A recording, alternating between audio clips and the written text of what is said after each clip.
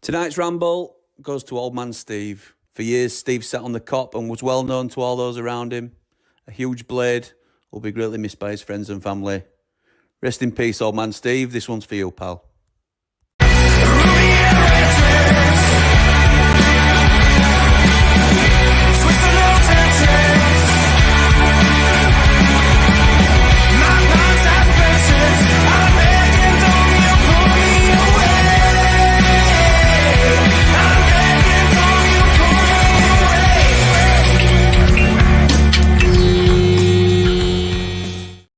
What is happening, Blades? And welcome back to the Blades Ramble. I am, of course, Jimmy. Tonight, Jimmy White. So welcome to the Ramble. We are proudly sponsored by Action Coach Sheffield. If you are a growing business and need support to continue that growth, they are the people to speak to. We are also proudly sponsored by Triple Point Brewery, the very best watering hole in Sheffield. We are there every pre-match before every home game. They're now selling vegan beers online, and I will take their word for that that's happening. They also sell their very own Sheffield United themed beer, Cop Lager, but everybody knows we sup gold. So we also today welcome a new sponsor to the Ramble, VMB Auto Centre. Our new sponsor, VMB Autos, based in Handsworth and Deepcar. They specialise in replacement tyres, exhausts, brakes and servicing with their new MOT bay due to launch in March. VMB Handsworth opened its doors today in its new location at Orgreave Way. If your vehicle is in need of a service, then get them booked in at VMB. Thank you very much for your support. All our sponsors, it's very much appreciated. But we're here to talk about what is going to be a crazy busy deadline day for Sheffield United. Is it? Is it really? Is it? We don't think there's going to be any more movement, do we? But to discuss that with me in further detail, backed by popular demand, it is my brand new regular full-time co-host of the Ramble, Andy the Blade. That's not true. That's not true. Not a regular. No, I'm only on because I promised I'd come on because I thought it'd be really busy today, and we've not to talk about. Except you were looking like a Boy Scout or a bloody cub. You just need a woggle on. What's that outfit? What's that all about? I know it's supposed to be yellow tie, but bloody, you look like a cub. Takes me back 30 years, Dad. Takes me back. Oh, you've done me straight away. Yeah, I didn't. Yeah, well, yeah. That's most entertainment we've had all evening with Sheffield United, anyway. So, yes. So, thank you for inviting me on, Jim. I did say that I would come on, but it's not. Again, I've no idea what you want me on for, and there's not to talk about. But here we are.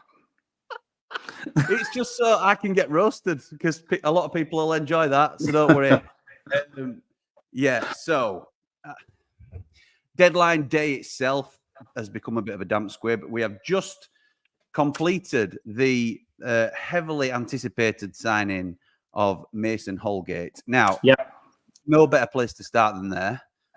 What are your initial thoughts on the Mason Holgate signing? Slightly different. The majority, I think. Yeah. Just before I do that, if I keep glancing up there, I've got Sky Sports on news, so I'm just keeping track. I'm still hoping that we might get Worrell. I'm still hoping that we might do. Worrell would have been my choice of the two, what we've talked about with the centre-backs, purely because the things that I think we've been lacking, besides talking about different players, but I think we've been lacking a leader at the back since Egan's not been playing. And Egan wasn't the greatest leader, but at least he was a captain and he sort of like organised things a little bit. Yes, he did. But I think that's what we need. Not so much the players. I think we need somebody to organise it at the backs, which is why I know Worrell used to be the captain of Forest. And I'm not sure whether Holgate is the same. Holgate's probably a more athletic player, probably a bit quicker, but I don't think he's got the leadership qualities that Worrell's got. So I'm fairly happy with. Well, no, I'm not fairly happy with Holgate, really. I think he's a bit of a meh sort of signing. I think he's I remember him playing for Barnsley, and he was supposed to be the next big thing when he went to Everton. But and he started off quite well. I know the manager was who bought him, the Italian fella. Was it Italian fella who bought him? Anyway, he was very keen on him and thought he was going to be the next big thing, but he's never really hit the heights that he should have done. Were you not at Everton when he came in? No, I wasn't, Jim. No, I'd already left Everton. The last person, to give you some sort of idea, the last person who I was directly involved with at Everton was when we signed, funnily enough, from Barnsley as well, was John Stones when we bought, when Everton bought Stones from Barnsley. So he was the last. So anything after that, I wasn't really involved with to a great extent. So you wound down after that. That was it. Retire. So that was the end of Everton. That was Everton's end of Everton's domination of the league. And they've just dropped ever since, haven't they? Yeah, that's. I don't like saying why, but that might be some reason. It's just a coincidence, I think. Just a coincidence. But yeah, that was the last. Transfer I was involved in. So yes, Holgate. He's got great. I mean, he's good. He's got great athletic abilities. He's a good size. He's quick. But who's seen him play very much for last? He's played 6 games, has he, for Southampton, and done okay. That's my whole point. Really, because I like this signing, and I completely agree with you. I think the greater need was for a leader, particularly at the back, which is something we're lacking, particularly with Egan going. He more leads by example than he does, but he's an organizer, like you said. I think Joe Worrell was the big miss, but I think that would have only happened if Anel had gone because there was no real money for it. So Holgate coming in. Can I ask you something there, Jim? Yeah. Because obviously I know you have great knowledge of this now, these transfer windows. But isn't the foreign transfer window goes on a little bit longer than ours? So could Anel still go even after the close of our transfer window to a club abroad? Technically speaking, he could. He won't. Because the one thing with Anel, and I know everybody, it's not a great secret that Sheffield United are strapped for cash, which is why we haven't been able to do a lot of business this window. But with Anel being one of the few prized assets that we have, he's on a long contract. We hold the cards with that, so we don't need to sell him. If we were going to sell him, if there was an offer that came in that was too good for us to refuse in this window, I think that's why we've been negotiating with Worrell, negotiating with Mepham. In case that last-minute bid came in, those deals are tied up. Do you remember when Stander were going to go and we had Kone lined up to come in, who ended up at Watford eventually? And O'Brien, didn't we, as well? Yeah, Lewis O'Brien we were talking to as well. These were all like safety nets in case. So if we can't get O'Brien or Kone in time or whoever it's going to be, Sander doesn't leave. And I think that'll be the same with Anel. I think obviously with 20 minutes left to go, we don't know what's been happening behind the scenes for the last half hour or so, but I think that's us done. I know you'd like to think about Worrell, but in terms of Holgate, go on. Who does Holgate play instead of then? Well, this is the difficult thing, isn't it? Because I don't think he starts. I think he's a chance of starting if we go back to a back three, because I think he's a right centre half and Anel moves to middle, and then you probably play Robinson. Certainly Robinson or Trusty, and I like that. I don't mind that at all. I think I think Wilder were talking about bringing in first teamers. He's only done that with Gribic and Brereton Diaz, and Holgate, I don't think walks into the first team. I think it's going to be. It does give us more balance though, because Anel was our only right-footed fit centre half. Yeah. So if Anel was out for whatever reason, he's good cover for Anel. He's first team cover as a minimum. He can also drop into defensive midfield when Vinny Souza's flagging, because we haven't really got anybody else that will shield that defence when Vinny Souza is flagging. So there's no like-for-like replacement, and I think he goes somewhere. He's very similar in a lot of ways, the different players, but in terms of the attributes that Basham gives us, like you say, he's athletic. He's not the quickest, but he's okay. Oh, he's quick enough. I think he's quick enough, Jim. But he's adaptable, isn't he? In terms of he can play in different positions. He's already said in his interview with United that he can play anywhere along back line. I think he can drop into and do a bit of a job as a defensive midfielder as well, if needed. So I think it's more plugging a squad gap with a good player rather than a brilliant player, which you'd like to see your loans used on. So I don't mind it at all, this, to be honest. Yeah, no, it is a good team play, a good signing for the team rather than a strengthening of the first 11, I think. He's a bit like a Ben Osborne for the Premier League, where he's not good enough really to get in the starting lineup, but he'll probably plug a gap. That's not a great recommendation. No, but in terms of what the value that he brings to the squad because of his flexibility, we could have him on bench and he would cover us for several positions. I know we get 9 subs in Prem, so it's kind of a moot point, but we did need backup in several positions. George keeps breaking down. If Jayden Bogle's having a poor run, I know we've got Sam Curtis, but if Bogle's having a poor game, he can come on right back. How many right backs do we want, Jim? Well, we've got that many right backs and left backs. We haven't got. We just want good ones. That's left back that you're talking about. That's left backs I'm talking about. Yeah, but we're not so bad now. The R&D and Trusty and people like that. We're all right. Yeah. Do you rate Trusty as a left back? Well, if that's where he played at Birmingham, didn't he? He played at Birmingham when he was a left back in a 4. He did a bit of everything. I think he did play left centre half in a back 3 as well. But, I think he's doing all right, Trusty. I've heard him get some stick just recently, but I think he's doing all right, Trusty. I think a bit of recency bias because he got roasted by bloody Elise. He got his bloody legs twisted around him, but he's not going to be the only one this year who's going to get done by Elise. So exactly right. I think he gives Prime Ashley Cole problems, Elise, on his day. So I think he came up against somebody a bit special. But I think generally, I think he's an excellent Championship player. Whether he's a good Premiership player is another thing, but I think he's an excellent Premiership player. I agree with you, Dad. I agree with you with that. Wilder said going into this window then that he wanted us to be stronger coming out of it, and he thought we would be than we were going into it. I'm going to ask you if you think that's the case, but before I do, just to give you a bit of an helping hand with that, look at this graphic I've done here. Does it come up? Yes. So, yes, looking at that, you can just see, even through just glancing at it, you know that we're stronger than we were going out. But that shows you. I was just going to say, I've put Koulibaly on there. He ain't gone yet. Femi Siriki, I don't think, has been confirmed. But if you look at the outs, we've got Femi Siriki, who's going to sign a new deal and go on loan to Rotherham, it looks like.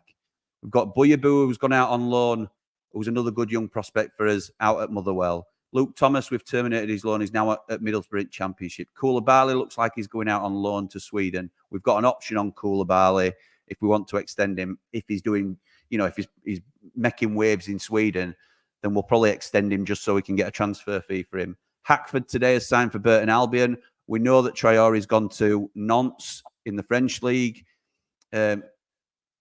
Potter has, I think it's Potter. I'm gonna get his name wrong now. This is what happens when you get no notes. But he's just gone to Fleetwood on a permanent deal, and he's joined Harry Boyes there, who's on loan from Sheffield United. There, none of them trouble. Traore, an absolute push.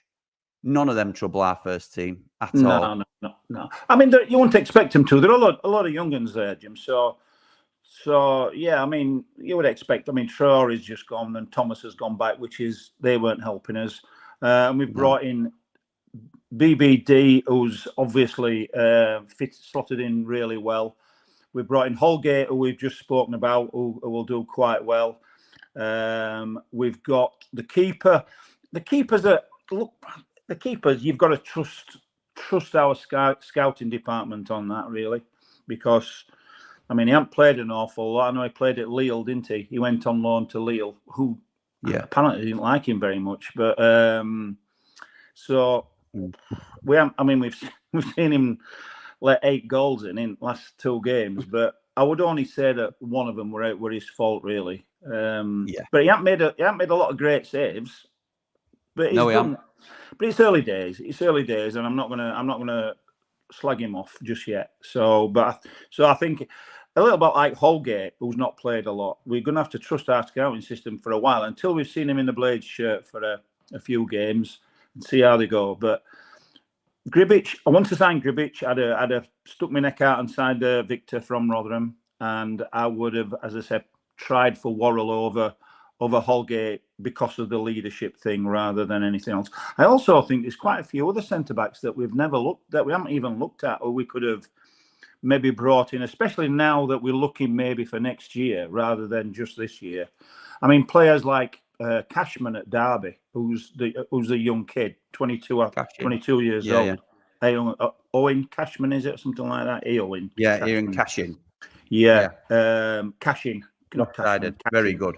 Yeah, I think he's a great. And these players at Derby, and there's a kid who I've got a lot of Huddersfield fans who are Huddersfield mates who are fans of Huddersfield Town, and they say that Ellick's a really good player, the Polish boy they've got at centre back, and they're on between. I mean, Cashin's on about three or $4 grand a week, and it's the sort of signing we'd have been making under Wilder in Championship, isn't it? Yeah, and Ellick's like $6 or $7 grand they're getting paid. You know, so and they've no money, those teams. So, you know, we could have been looking at these players, but so I would have looked at maybe those, you know. So yeah, but we're definitely stronger. We're definitely stronger than we were. I missed somebody out there from on the incomings. Who did I miss out?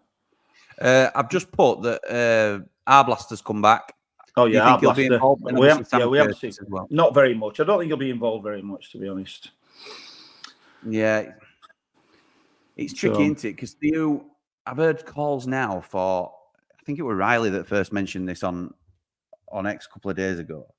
Why are we persisting with Asula now when it looks like the level's tough for him? It don't mean he won't ever make it there, but why not? Yeah. We should have sent him out on loans at Championship, cut his losses, and get him playing Championship football. Totally. Why aren't we doing the same with some younger players? I agree. But I mean, that gets me to my other thing. I don't know whether you were going to ask me about this later, but the other point, beside that, there's two areas rather than players. There's certain different areas, different players that we could look to strengthen, or different areas. But I think generally, what we are lacking. I've mentioned one, which is the organisation at the back and the leadership at the back. The other thing is our finishing, our quality of finishing up front. From our play from penalty box to penalty box since Wilder's come in has been okay. I think we've looked okay. We've passed the ball well. I mean, obviously there's always room for improvement, but we've certainly looked okay and looked a match for a lot of the teams. But we've struggled in our own box, but letting goals in, and we haven't got a clinical. We've got Archer, who's the only clinical striker, I would say. I mean, we've got Berriton Diaz now, who comes in obviously from the left, and we've got McAtee, who comes in from the right, who are both very good, but they're not penalty box strikers. No. My biggest bugbear, as you have known, and I know not everybody agrees with me, but I think there's more than you think. McBurnie has been the bane of my life since he's arrived at Sheffield United. He has been the bane of my life. I do not. You can say it's 20-odd million. You said to me, it didn't have to cost 20-odd million. Yeah, but he did do 20-odd million. We paid for him. How many goals has he got? How many good games has he played for us? He is not a striker. He's got. You can say to me, and he'll say, "Oh, yeah, but he's good at defensive headers." Oh yeah, great stuff. So we've got bloody centre halves that's supposed to do that. Oh yeah, and he links in play quite well sometimes. He's 20-odd million centre forward. How many goals has he got? Have you seen him when he's in front of goal? He's bloody useless. I'm not joking. His heading ability. I mean, he'll flick it on. I mean, he goes down like nobody's business. His heading ability. Why he don't pull out and then attack the ball? I've never seen him attack a ball in air. I've seen him run over and try and bloody get involved in scuffles and stuff when something kicks off, but that's about it. But I used to when I first went to Everton, there was Duncan Ferguson. I know you can't compare Duncan Ferguson to McBurnie, but he used to pull out at the edge of the box and he used to run in and attack crosses. McBurnie just stood there on penalty spot and just jumps up, and then you think, what? When he gets a shot on goal, it trickles half at time, Anyway, besides that, I like him. How does it feel to release that I valve? haven't even finished yet. I haven't even finished. You could see it last year when he played alongside Illiman and I. Illiman and I used to put defenders under pressure by sprinting to them to close them down. And he used to sort of like put fear of God into them, and they'd make mistakes, or they'd be rushed, or they wouldn't play a decent pass because he'd be sprinting to them and closing them down. Chubby McBurnie jogs around in them bloody coloured boots. And honestly, it's like his boots gonna do it. It's like it's no, and I know I've really is. It's irrational. It's better than what I give him credit for now, because it's irrational. I'm so down on him. But he runs. He's like me running, like me bloody old man running, bloody from just like a soft jog. Anyway, has anybody ever seen McBurnie sprint? By the way, I didn't even ask you about McBurnie. I know. For this reason. So if anybody's watching now, that is my Saturday afternoon. That is everything I get for every other week from 3 o'clock last 3 seasons to 5. That is all I get in this year. What the chuff is he doing? Bloody cat. I think he affects how we play, as well. I think he slows down the. Listen, he's better. He's better than I'm giving him credit for, because he's, he is all right. And now I've got blinkers on, and even when he does something good, I'm like, yeah, but what about so and so? He could get hat trick, and you'll talk about chance that he missed at far post. I know, and I hold my hand up to that and say, Andy, give yourself a shake. But that's how he's made me. That's how he's made me feel. He is very.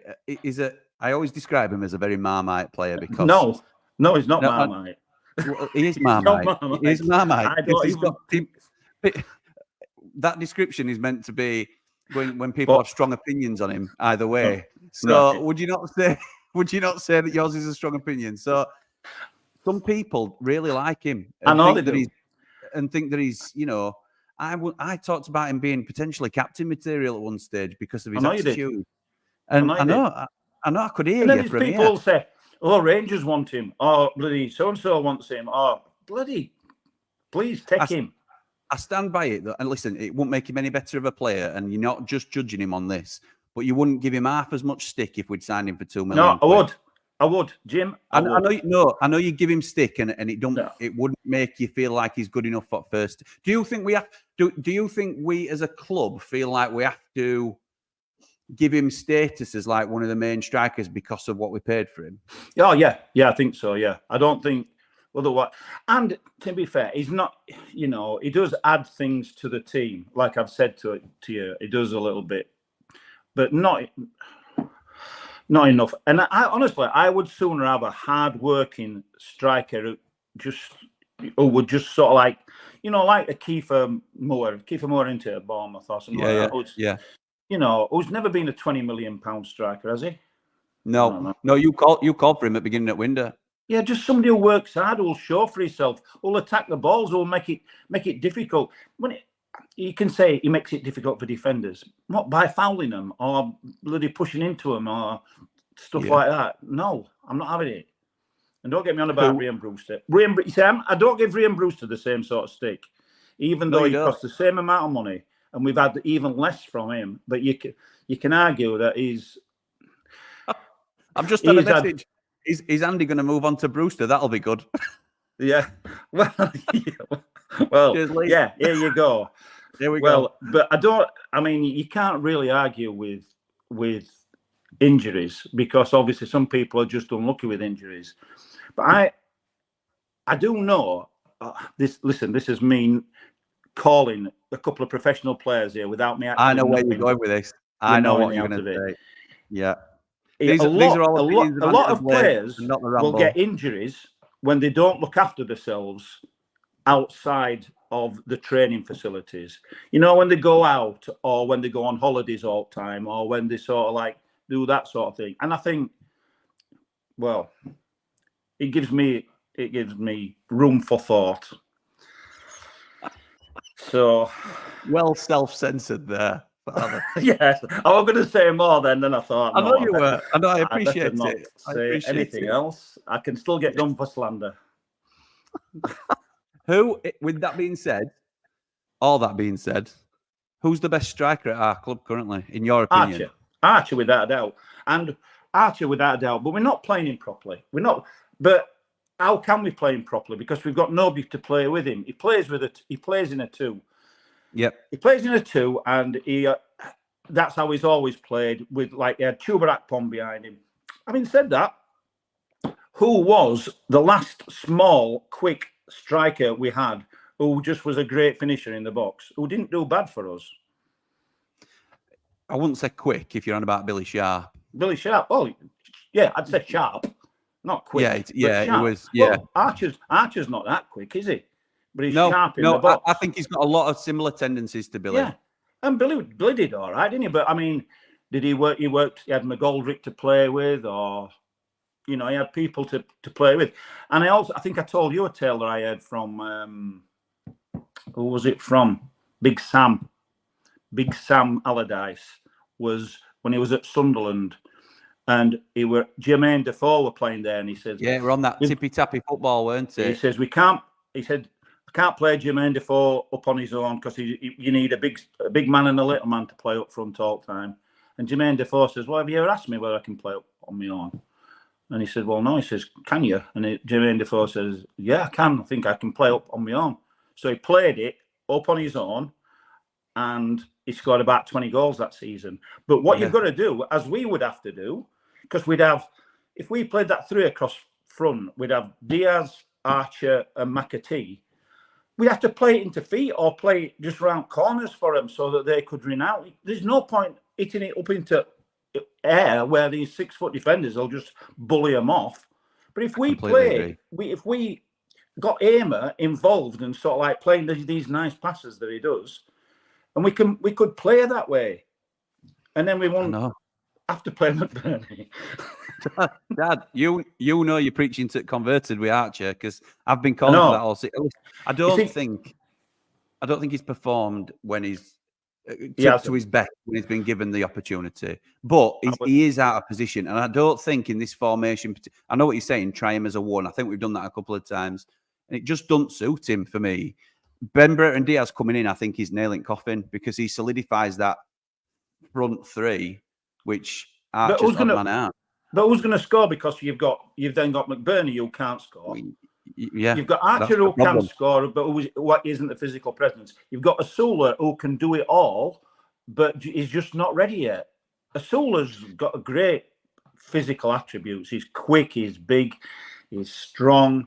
He can shoot, but he just if he had composure, he'd be dangerous, wouldn't he? Yeah, he just doesn't do it at the moment. So composure in front of goal, it'd be dangerous. Yeah. It was a little bit like who was the kid who was gone to who was gone from Everton, what used to be at Everton, was gone to Luton. Everton, was running midfield. Ross Barkley, yeah. Ross Barkley were at Everton when I was there, and he came through the youth system, and he was going to be the real big thing. He was great. He could do everything, and you could watch him, and he right foot, left foot, shooting, passing, and then you'd put him in a game, and he'd great engine on him. You put him in a game, and all his decisions were wrong. He'd pass when he should have shot. He'd shoot when he should pass. He'd pass to somebody who he shouldn't have passed to, and whatever. He just couldn't get his decision making right, and that's why he never went further than he probably should have done, really. Yeah, he got his big move to Chelsea, didn't he? But he's just gone down from there. Yeah, but he didn't. He was lucky there to getting a move. He never did anything at Chelsea. But he got those moves because he did have such great ability, but nobody got hold of him, or he might not have been able to just grasp the actual football brain of it. Yeah. So, yeah. Which you can't really teach, can you? Which is why it's so important, like you've been saying, to have leaders on the pitch who can tell you, give it now, or go short, or whatever it might be. You go, I'll stay. All them sort of decisions that people that especially with that are young better with the kids, feet. especially with young ones. Yeah, absolutely. I think we're just about to. Yeah, we're just. I'll shut up now for a bit. I'll let you shut up now. People will wonder where I get my rambling nature from, Dad. I'm not entirely sure, but it's good stuff. It's Window closed. Window closed. Window closed. Yeah, that's what I was just about to say. Windows closed. Are there any deals that Sheffield United have done outside of the window? No. This is it. This is your lot. We've settled on the fact that we think it's a stronger squad. Stronger, but not as strong as it could have been. Is it strong enough? To what? Stay up. You're having a giraffe, aren't you? I'm asking a genuine question. I'm not. I couldn't keep a straight face. All right, we know. Okay, so. Wait, right. we were talking the other day, Jim. We were talking the other day when we were watching the match, because we tend to watch the away games together. And I think we both agreed that since Wilder's come in, the performances have been much better. The results have been just as bad. Well, not as bad because we haven't been getting thrashed or whatever, but we haven't been picking any wins up. But I think the performances from everybody and the effort and the attitude has been far better, and so I'm quite happy with Wilder. And as he said, I think he said in one of his pressers just recently, they've got to get bloody recruitment better. Recruitment's been very, very average. Yeah, I think they need a good scout, Jim. You should come out of retirement. Hey, Prince Abdullah knows where I am. That's all I'm saying. He's got my details. Archer needs to do a bit better before you get signed on, though, Jim. I know. I'm out before I'm even in because Archer's done it for me. But yeah, I still have faith in Cameron Archer. He'll go on and he'll do really well somewhere else. You can tell, can't you? He will. Yeah. And we like him. I mean, Haim is a great buy. I think he hasn't really shown how much he can do it in the Premiership, and I think there's an argument that it might be a step too far from him because his defensive work is willing and he's all over the place. But his defensive work is very poor. But I don't want him to be defensive. I want him. I'd say if I were Wilder, I'd arrange it round. I'd have two defensive midfielders and I'd let him just basically. I'd say, look, just. I think Warnock did it with Adel Taarabt and said, look, don't worry about coming back here. We don't want you back here. Just go and do them. Create stuff. You could do that if you had two Vinny Sousas, but where does Andre Brooks? You can't limit Andre Brooks then, can you really? It's a difficult balance to strike. You should have there is an argument that you could have a Sousa and a Tom Davis.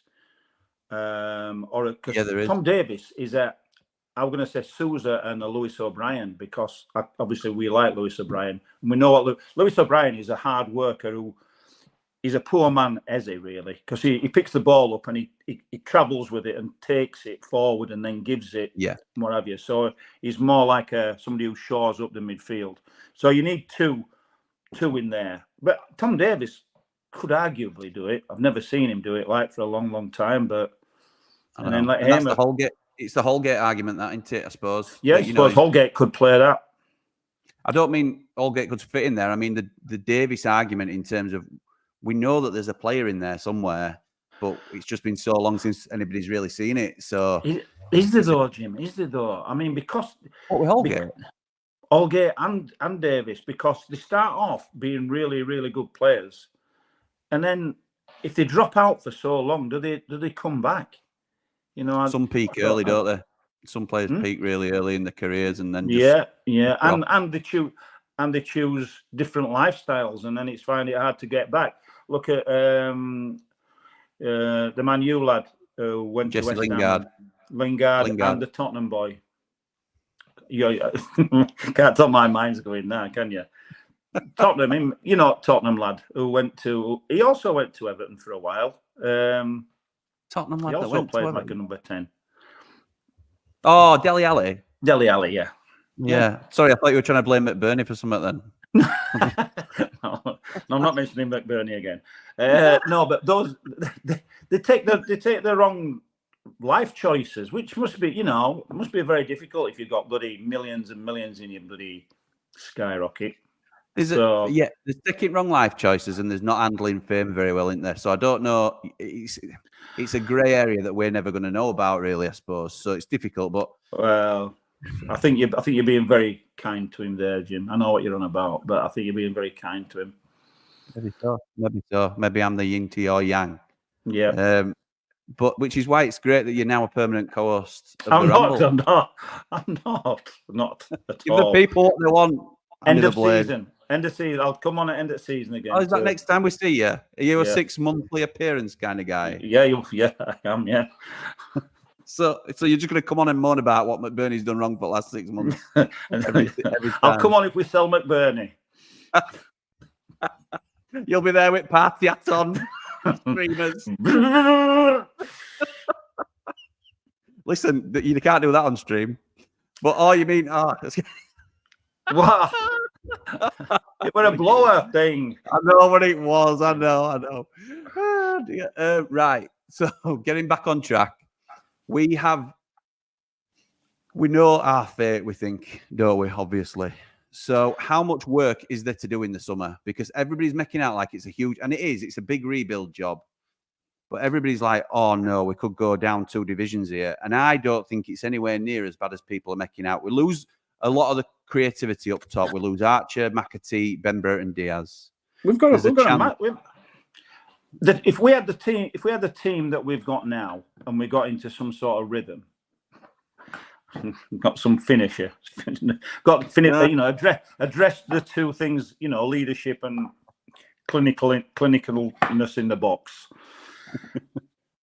We'd be all right, but the big problem is a lot of our skill players will probably go. Like what we said, Diaz may not stay, Archer won't stay, McAtee won't come back. So that's probably 3 best players.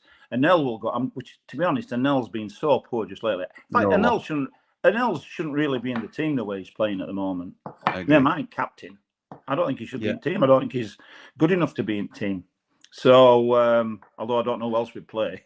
I just think it's a strange one that, and I know his hand's forced really, but we're playing a formation here that it gets the best out of our best players. So Brereton, Diaz, McAtee. If we are forward planning and thinking of the future, you either have to bring in wingers behind them who are going to then be the successors to them when they leave, and bring in aim for a striker that's going to be a decent solo target man and stick to that formation, or you go back to what you know, and whether that's a back 3 or a 4, but making the pieces that you've got and that are going to be here next season fit with the plan going forward. You've got to have a plan. It's all a mishmash at the moment. Nobody seems to know what we're playing. I mean, we've got Sousa, who I think has got the makings of a very good player. But I don't think he's fitted into the Premiership properly yet. I think his positioning, I mean, it is the makings of a very good player because of his size, the way he gets about, his athleticism, his strength. He breaks play up. But yeah, I know we spoke at length when we were talking, me and you, Jim, about Eze, because obviously I've been a massive fan for quite a while. But you were running at him, and when he scored his goal, he were about 10 yards off him. It's his job. It's his job as the defensive midfielder to stop the 10. But also, just while I'm talking about Eze, I had a little thought. We never mentioned this. We spoke about that. We knew that Eze and Elise was going to be the difference between us. But we said this. This is not talking after the event. We were saying this all along, weren't we, before the match? Yeah, we were.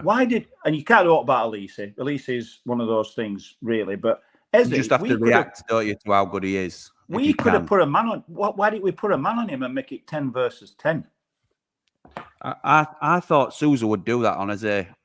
I thought Sousa would be the man to mark Eze. No, he's not mobile. He's not mobile enough. I don't know whether we've got anybody mobile enough. Maybe somebody even like Osborne or somebody like that we could have put on him and just followed him around and just spoilt his game. But yeah, we just knew that Eze were going to. But Sousa were just far too far away from Eze a lot. Stood off him too much, didn't he? In what? Yeah, he did. He stood off him way too much. Yeah, stood off him way too much, yeah. He were too deep in front at back line. Yeah, so, I agree. So, what was the question, Jim? I don't know what the question was. You make out like it's planned. In fact, we haven't touched, and I'm not going to keep you ages, Dad, because I do go on. But we haven't touched any comments yet. I'm just going to say thank you first of all to Paul, who's become a new Rambler tonight, and very much appreciate your support. I will try and get to as many comments as I can, but obviously we've been taking up a lot of time by somebody talking about McBurnie. Ian, one of our Ramblers, says, "Evening, Jimmy. Got a keeper. Brereton Diaz looks a great signing. Let's see what Chris Wilder can get out of Holgate, a position we needed covering. Get behind the new boys and let's give it a go. Up their Blades, up their Ramble. Love to see it. Love that. Very good. Very good. Any truth in Ryan Kent? I'd heard that there was a possibility about Ryan Kent at one stage when Chris Wilder squashed it. It's done, and it weren't going to happen from there, from what I understand. Where would he have played, Jim? Where would he have played? Exactly right. Do you know what? This. Thank you, John, who's a big supporter of the channel anyway. But thank you for raising this, because it reminds me of a point I was going to raise myself.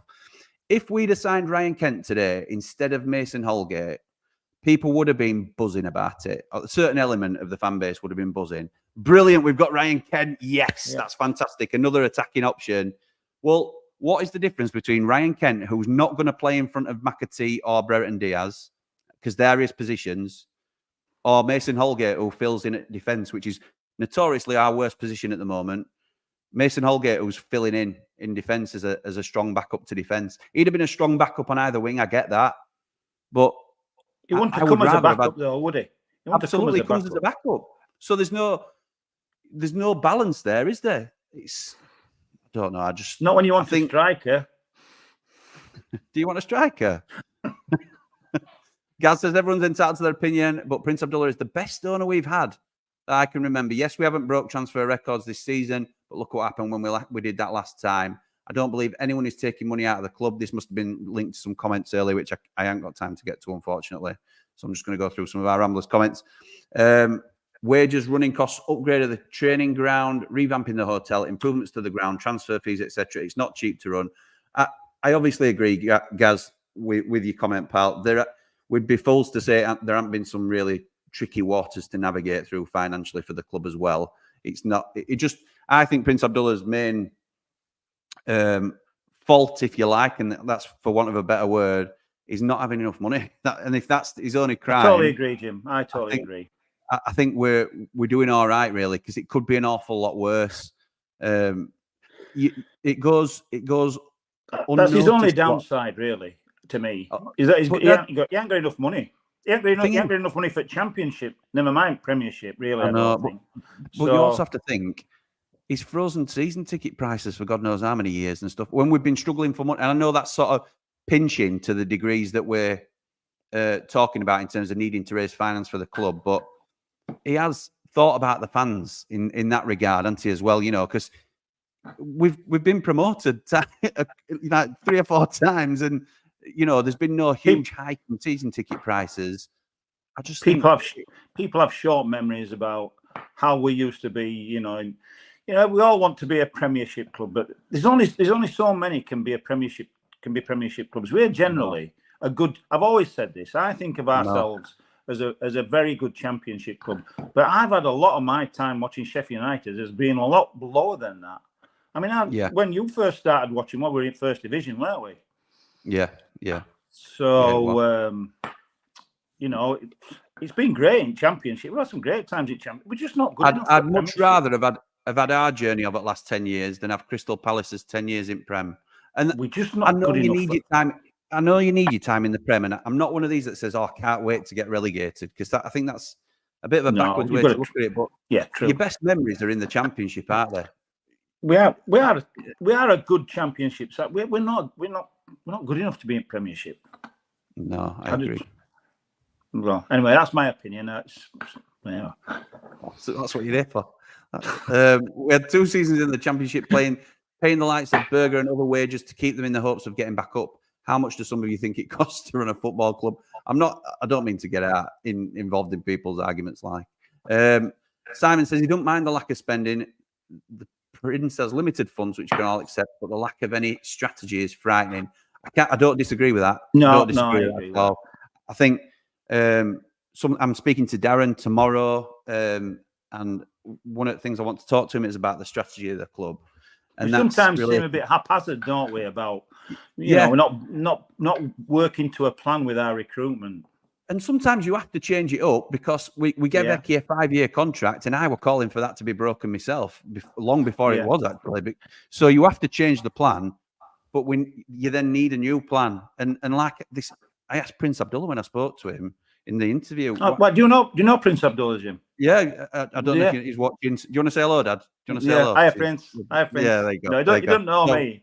You don't know me, Jim. I'm not on those levels. My opinions are those of yours, aren't they? You just feed me the lines. You just pinch my opinions. Yeah, of course. But I asked him, why aren't we giving? Chris Wilder was rumoured to be a 6-month contract at the time. It's actually an 18-month contract. But the only reason I was stressing that point isn't just because I'm a Wilder fanboy. It's because I think we do need a plan with one. Not one mind leading it, but a united front leading it. If we think Chris Wilder's good enough to get us back into the Premier League next year, then give him a 3-4 year contract so players can buy into him and play him for him and stuff like that. I mean, he joked that, look, there's one man that don't need a contract. It's Chris Wilder, because if he don't want to be here, he'll make it known. And it's very likely he'll want to stay with Sheffield United. It's his club, but I do agree with that. But I would also meaning, Jim, I was meaning more of an effect like, if a team wants to play in a certain way, if we want to play, like we used to play with 5 at the back and sort of like overlapping centre backs, buy players for those positions. Where at the moment, we're talking about buying Ryan Kent. Why would we buy Ryan Kent? When we don't need that position. When we've already got those positions filled. Or if we're going to play 4-4-2, get a plan and how we want to play and get those. Buy for those. Get the players that fit the system from the core that you've already got. You shouldn't be trying to make players fit a certain system if it's better to do it. But if you've already got a core of players, then you need to pick your new signings to fit in with that existing system. We've always worried about John Egan like that, haven't we? A little bit about whether he could play in the back four. Don't think he can. Yeah. Well, we'll find out. Yeah, we will. Dean says, "Well, that's if they wear them red and white stripes, I'll support them. Thank Christ, not at Palace with no bleeding trains again, though." 500 million, says Gaz. Who said he had that? Oh, this is Wayne saying he's underwhelmed. Wayne's always underwhelmed. I know he is. Wayne, and Gaz appreciates the Cub Scout attire. Joking. Gaz. You must stop trying to bloody wheedle in with him, Gaz. He's a loyal Rambler, platinum Rambler, Gaz. It looks a right joke. Oh dear! I need catching up. Been mega busy. What's gone off? We've made loads of signings. Well, no, what's gone off, mate? Mason Holgate's here. Andy the Blade. Good old Sarah. Hiya, Sarah. Old Sarah. She knows. Where's the Windsor knot? Yeah, sorry, I am. I'm gonna. He needs a woggle. Never mind the bloody Windsor knot. Or toggle, whatever they call them. I don't know what they are. If he doesn't walk into the first team, why have we bought Holgate? Fair. We have answered that, really, or you have. Yeah. I'm just sorry, guys and gals. We have. I'll tell you what. See, it's bad enough. It's bad enough when I ramble myself and I don't get through comments. When we're doing it, it's double rambles. Well, you asked me on. Alan Hodgkinson. He was the first goalkeeper I ever saw at United. Who's that? Alan Hodgkinson? Yeah. I don't think it is the Alan Hodgkinson, but I may be wrong. No. Oyabu signs a new deal for 27 and goes out to Motherwell. I think that's a decent deal, to be honest. Well, Alan Hodgkinson agrees with you here. McBurnie can't hit a barn door from 10 yards. Good old Alan. Good old Alan. You've always liked Alan, yeah? And Sarah agrees with you as well, as per. Good old Sarah. Scott's not convinced. Sounds like a pub rant back in my day. Strikers did X, Y, and Z. It is a pub rant. I'm no podcaster. I'm telling you, this is just how I talk. You are. I'm not. Therapy session for Andy the Blade. Well, Listen, look at this. You're adoring fans. It's not a therapy session, to be fair, because I said this at pub all the time. Andy the Blade's take on Ali Mackey is exactly the same as mine. Wait, Simon talks the voice of reason here. Short memory, McBurnie was very important for us last season. A key reason why we were promoted. Premier League quality player? Absolutely not. But are we going to sign anybody on a free who's better? On a free? Oh, bloody hell. Like, you were 20-odd million with McBurnie. This is a family show. Watch that language. This is a family show. I'm not saying old. Simon, I'm sure you're a lovely fella. He is. He's a rambler. But McBurnie wasn't the main reason. There was only one person who got us promoted last season, and that was Ndai, without a shadow of a doubt. McBurnie, absolutely right. McBurnie had, to be fair to him, he had a handful of half-decent games last year. Gee whiz. What did you do? Yeah, bloody big money centre forward had a bloody handful of half-decent games. Oh, you know, Dave's at home just absolutely wetting himself at this, don't you? Yeah, Dave, my brother, who is this as well. He gets the other ear. It's like this. Every home game. Ollie Jog, what a player. Up the Ramble, up the Blades, and up Andy the Blade. Brilliant. Andy, you're going to get splinters on that fence. Bruce has made a glass. He breaks very easily. We should have let Brewster and McBurnie go and spent the money on better players. Absolutely, Andrew. Yeah, well, and Simon touched on a point we were talking about. What's the point in playing Archer, Brereton Diaz, and McAtee? None of them will be here next season. That is a good point. That is a good point. I have to, Simon, I disagreed with you about McBurnie, but I certainly agree with you about that. The only thing I would say is... we haven't got anybody else to play. Yeah, and it's a real level down if we're going to play other players in there, particularly for wingers. You can't play the system without Brereton Diaz and McAtee properly. Plus, there is financial incentives for every place. And I know people don't like to hear it, but if we're going to get relegated, £5 million between 18th and 20th is an awful lot of money to us, believe it or not. That is a really good point, though. We've talked about those three being our best players. And well, that's the alternative to Asula going out on loan, isn't it? Because you either play Asula or you drop Asula for Archer and he just sits on bench and don't develop. So what's the best thing to do? If we don't, right, here's one, Jim. If we don't play those three, who we're going to play? Or one for Simon. Who do we play? Obviously, McBurnie would be one of them. He'll play half a game like he normally does and then go off bloody limping or something. Who else would we get? Who else is coming on? Larucci. What? Oh, yeah.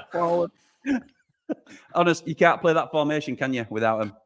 You can't. You'd play Archer out there on left like you were doing. Yeah, no, we're not playing Archer. We're not playing Archer, BBD or McAtee. McAtee, yeah. Archer, McAtee, or Brereton Diaz. So who's your front three? Yeah, who's your front three?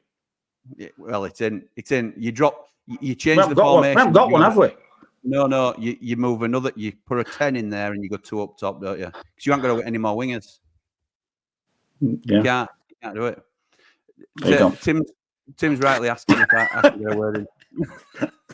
I know, mate. It's a nightmare when Rambler can't ramble. I can't even get a word in.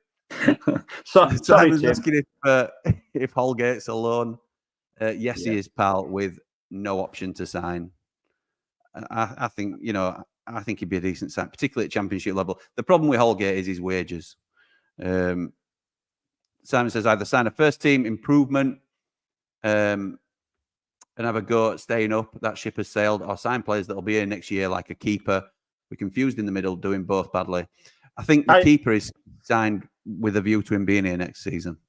Yeah, we spoke about that a little bit, didn't we? A little bit beforehand, and I would have definitely signed players for next season. I'd have signed Victor from Rotherham. I'd have looked at players who we could have signed, like the centre halves I've just mentioned, like Cashin or Helic. I would have signed midfielders like I'd have even maybe looked at strikers, young strikers like Gellart. Is it Gerrard from Geldart at Leeds? Leeds, who was only 21. Or these, I mean, he's a little bit older. I'd have maybe tried the young kid at Bristol Rovers who scored a load of goals. Aaron Collins. But he's a bit 3 older. goals this year, Alan Collins. He's what? He's just gone to Bolton, I think. He's gone somewhere. Yeah, but he's 27 to be fair. But yeah, so I'd look at O'Brien. O'Brien's just getting fit again. He's just coming back into Middlesbrough squad. I think the I'd have easiest bought thing players like that. I'd have looked at players like that. But you also, it's more sickening because you look over across the table at Luton and you think that's the sort of business we should be doing. You know, I don't mean these foreign players that we haven't heard of that just signed a Japanese kid in January, but I mean the stuff they were doing in the summer, the players they were bringing in, like a Ross Barkley, for example. Obviously, he's the superstar signing. But when they brought in Ryan Giles, yes, it hadn't worked out for him and he's gone now to Hull, but he just fit in beautifully on our left-hand side in that 3 at the back formation. Ryan Giles is a £5 million left wing back, instead of bringing in Larouci on loan. Of course. You can't understand some of them. You can't understand some of the... it's not like we didn't know about him either, Dad, because we played against him. He were in the team that were chasing us last year. I know. I did not understand it at all. And that's... Eki was the manager at the time. He chooses who comes in. I get it, but... There's Kamara from who's at Leeds now, who's played well. He's on subs bench, but he's a great player. They got him for about $5 million from Rangers. We were linked to him as well, weren't we? We were thinking about doing really well. I saw him play the other day, and it was just what we need. Better than I'd have had him instead of Sousa for a lot less. So here's a question. I'm just going to come away from chats just for a minute, and then I'll come back to him. But people are worried about players like Holgate coming in as being linked with Worrell and things like that. I know, put aside what we think about them at the minute, because we've justified why we think we're buying them. People are asking why are teams like Everton and Forest considering selling to us? Do you think there's that much of a gap now between the established Premier League teams and us that we could buy a player like Joe Worrell, who will struggle to get in Forest's 25 next year, and he will probably be a starter for us? And you think that is the gap now? They're not even subs for Forest. They are people struggling to get into the squad, and that's why they're willing to do it, because they don't get in the first 25. Never mind first 11. Right. Are you asking me? Yeah. Oh, yeah. Well, I think there's different people. Holgate at Everton, I don't think he's good enough to get in, and I don't think I think Everton, and I think Sean Dyche will be thinking he's not going to improve Sheffield United. He's not going to get anywhere near. I think Forest have no idea. I think I agree with you about Forest being a shockingly run club and who have got far too many players. And I think Worrell, they've made a big mistake with Worrell. They're looking to buy big name foreign players and put those Hollywood signing Serge Aurier and all these ego boys. purchases, aren't they? Purchases. And I think because they've got the Greek fella who's in charge, who I think does a lot of the buying as well. Sees the names. We had when I worked at Bradford City, Jeffrey Richmond were very similar. He used to sort of like suggest these players who we should buy. But it was a suggestion, meaning yes, if you don't buy them, I want to know why. So it's like that's all. So Worrell and Holgate are two slightly different ones. Worrell, I think, would make a difference to us, but I think it's because Forest are a little bit too arrogant and thinks that and I think it is too late anyway for them. But there's also a big difference, in the wages, really, because Holgate, we all don't know. Sometimes we've been wrong with the wages, haven't we? But Holgate, it's widely accepted he's on about 70 grand a week, which astronomical. I mean, I don't know how we're going to deal with that. We can't be paying all that. Worrell is on about 40 grand a week, which is doable. Still a lot for us, but doable. It'd have to be a first teamer for us to justify that sort of wage. Absolutely. But then, which is why I can't understand we don't look lower down and look for value. Like Cashin and Ellikens, people like that, from your Huddersfields and your Derbys, You offer them 15 grand a week. You're doubling Helic's wages. They're not on that, Jim. They're on 3, 4, 5, 6, 7 a week. That's what I'm on about. So you offer Helic 50. Yeah. I don't know about Helic, but you offer him 15 grand a week. 15 grand. You're doubling his wages. Double wage. Yeah. Yeah. And that's, you're just using those names as an example, but that will count further down the league you go, won't it? Absolutely. So, absolutely. Radoni. We looked at Radoni, the young kid from Huddersfield, who's got a great future. Get him now while they're on. You're on about 4 grand a week, won't he? Yeah, 4.5 grand a week he's on. 4.5 grand a week. And he's a first teamer at Huddersfield and a good young player. Yeah. So, I mean, all those you get them off internet, don't you? You don't know. Because you caught a cold, didn't you, once with wages? Yeah, I did, yeah. Yeah, I did. Yeah. Not like your own father calling you out on a live stream. When you're on internet, you've got to own everything, haven't you? Yeah, so, that was just one of them things. What just in case I got them wrong, so I'll say, you might be wrong. All right. Alan Hodgkinson says he's a Donny Blade, but his dad named him after the legend himself. Andrew says I hope Andy's going to come on regular after. I just got a point when he's saying Odgie were a Donny Blade. You know Mason Holgate's from Donny? Apparently so, yeah. Apparently so. You didn't know that, did you? I did, because somebody had mentioned it in chat. I didn't know it before tonight, but somebody had mentioned it in Rambler's chat. Yeah, he's a Donny. Just a huge thank you to Craig, Miss Kelly, who's already a Rambler, so contributes to the channel regularly, but he's just thrown 20 quid our way. Craig Miss Kelly was one of the first names who used to be on here. Yeah, top man. Absolutely top man. And yeah, that might even buy you a pint in Triple Point, Dad, at weekend. Ollie Mack or Connor Salmon? Well, Ollie Mack, but bloody hell. Well, if you're talking about pound for pound, you'd go Connor Salmon, wouldn't you? No. I mean, Ollie Mack's just such a disappointment to me. That's what it is. I mean, he does do some things that are okay, but it's just anyway. And he's got rid of 2 yogurt pots and a bit of string for internet. Well done, class show. Thanks. Cheers. Yeah, I've had to come and sit in kitchen. Yeah. Do you know, we trialed it. We went on early doors, didn't we? We went about 6 o'clock. Everything running smoothly. Came on at 10:15 to get ready. So you had to move, didn't you? You had to move. I thought it was yours. I was blaming you again, wasn't I? Of course, as per. Right. Gazzy's saying he wasn't getting game time at Southampton. This is about Holgate, obviously. Holgate, just so people are clear on what happened with Holgate. Yeah, I know. For one, there's 2 reasons, really, that Southampton were happy to terminate the deal. The bit that I haven't spoke to you about yet, Dad, is they had 6 loans, Southampton, and you can only have 5 in matchday squad. I didn't know they had 6. Oh, I didn't know that. So there's one of them they'll always have to leave out every week anyway. The second point is one of those loans is Taylor Howard-Bellis on loan from Man City. He plays in the same position as they bought Holgate to play in. If Taylor Howard-Bellis plays a certain number of games for Southampton, he will trigger a clause that means they will purchase him permanently, and he's doing very well. So they want to trigger that clause. He played for Burnley last year. Top class. And listen, even if he just turns out to be a top draw championship defender, that's all you need him for, isn't it? And particularly when he's so young, you'll always make your money back on him, I think. So the thing is, we were never mentioned with people like that. We all knew about him last year. I know. He were in the team of the year last year, I believe. And he goes to championship instead of coming to playing Prem for us.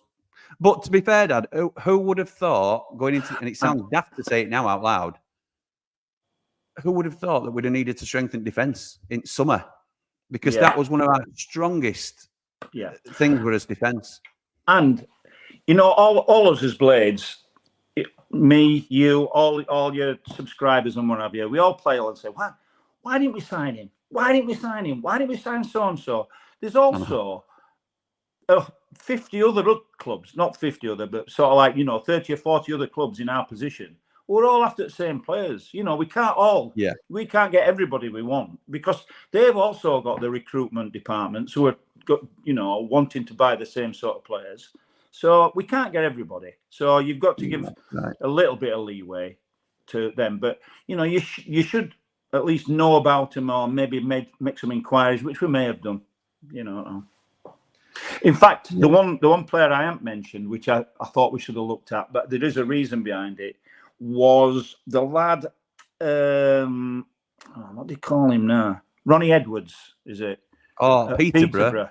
Great young player. Really like him.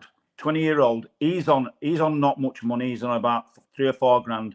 But apparently, what's happened? Because I looked into him, I'm thinking, why aren't there been no movement for him? Because he's a great prospect. But apparently, Darren McAntony got 10 million on him. 10 million. Palace were quoted 10 mil, weren't they? Yeah, 10 million they want for him. I mean, for a first division player, it's like, are you sure? It's because of his age, isn't it? If he were 24, because of his age, and he's a good player, Yeah. But I mean, I'm sure you could probably get it down, and if you got it down, big sell on or that sort of thing. 6 plus a 20% sell on or something like that, and or keep him till end of season, and then we'll take him when we win championship next year. Yeah, that sort of but thing. Those are the players. These are the players I think. Why aren't we mentioned with them? Looking at, because Southampton and even Hull have been getting these players now, haven't they? Do you think though? And we will wrap it up, Dad, because I don't want to keep you forever. We'll be here till midnight, literally. But it's all right. You told me. I thought I was staying till midnight anyway, because it transfer window. No, I did, honest. All right. Well, it closed at 11, so we're all right. But do you think now that the Messiah is back, he's obviously just had a bit of a patchwork job to do in January. He's done what he can. He knows we've got no money. I'm quite happy with Wilder staying with us now. I'm not Absolutely, looking for anybody else. I don't think we should be looking for anybody else. We should keep it as it is. Trust it. So, you've just got to trust people, haven't you, for a while, and give them something to do. I agree. That's not absolutely. You know how I feel about Chris Wilder, as does everybody else watching. But what we're going to say was, do you feel like the fact that we feel at the moment like there's no real plan, which is concerning? Do you think come the summer, when we obviously know, and we probably know already what division we're going to be in, what the budget will be, do you think he will come out of the summer window, if you like, and we will have a real squad ready to have a proper go at it with a plan, with a vision? Are you confident that Wilder will get his ducks in a row, like he looks like he's started to do in certain elements of the club, like the youth at the moment and things? Do you think everything will be a lot more aligned in 6 months' time? I would be very disappointed with Chris Wilder if it wasn't, because we know how much we need to do. We know that we'll have some money coming in. We'll know that we've got parachute payments. We'll know that we've got the money from Anel probably. We'll have got the money back from the 9 million back from Archer. Obviously, the wages will go.